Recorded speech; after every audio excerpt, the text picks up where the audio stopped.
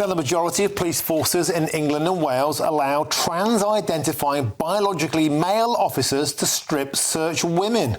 At least 34 out of 43 forces have either implemented the policy or they intend to do so. And the figures were revealed by the Women's Rights Network. And I'm joined now by Miranda Yardley, who's a human rights activist. Miranda, thank you very much for joining us on the show. So a lot of people would take umbrage to this. They would think, quite rightly, with some fairness, that it's a biological woman's choice of who should strip search them. What would you say to that? I think it's an absolutely grotesque boundary violation.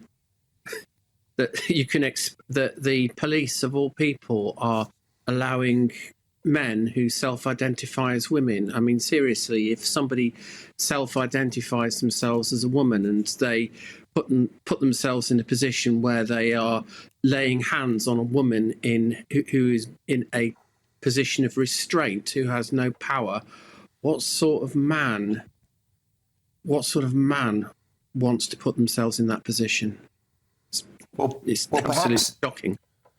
I think many people watching this show will concur, particularly in sensitive situations. I mean, it absolutely makes you shiver to think if a woman had been through some sort of sexual violation historically, only to be then told that she had to be manhandled, literally, by a man. Who makes these decisions and why?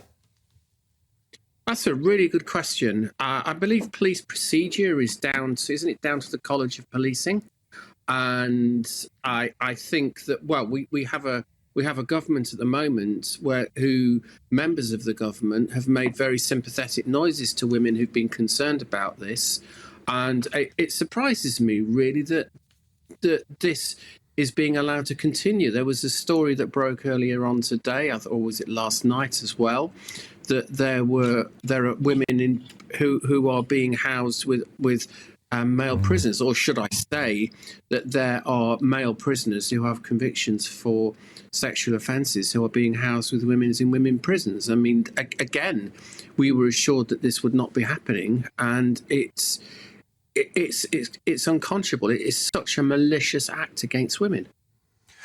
And it just makes me sort of wonder where this came from. I mean, if we're looking at about 28,000 trans people in all of the United Kingdom, a tiny percentile, and there's a lot of debate around whether the last census was actually confusing. People in areas of Britain who were less likely or less able to speak English were more likely to claim that they were trans, surely putting the point across they misunderstood the question. So the actual data itself may be wrong, but at what point did people who lead police forces, people who lead the NHS, people who lead in schools, people who lead in the most sensitive areas of our lives on hospital wards decide to put such minority interests first, and why?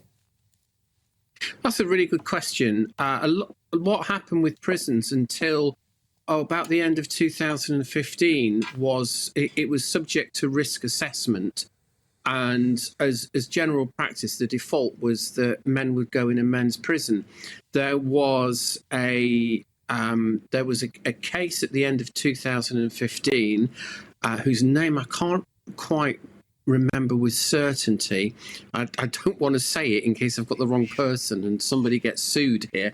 But this individual was a man who called himself a woman, even though he retained his 7-inch surprise, which he was wanting to talk about, and he was arrested for an assault in a bar in Bristol, and he headbutted the manager of the bar and caused quite some damage to his dental work. And of course, what happened was this guy was put in men's prison because it's a bloke, and there was an absolutely huge amount of outrage. And of course, what happens is confronted by a screaming, baying mob that that the whole diversity, equality and inclusion infrastructure gets going, and before you know it, we've got this utterly perverse situation where we have sexual criminals being like foxes being put into a hen house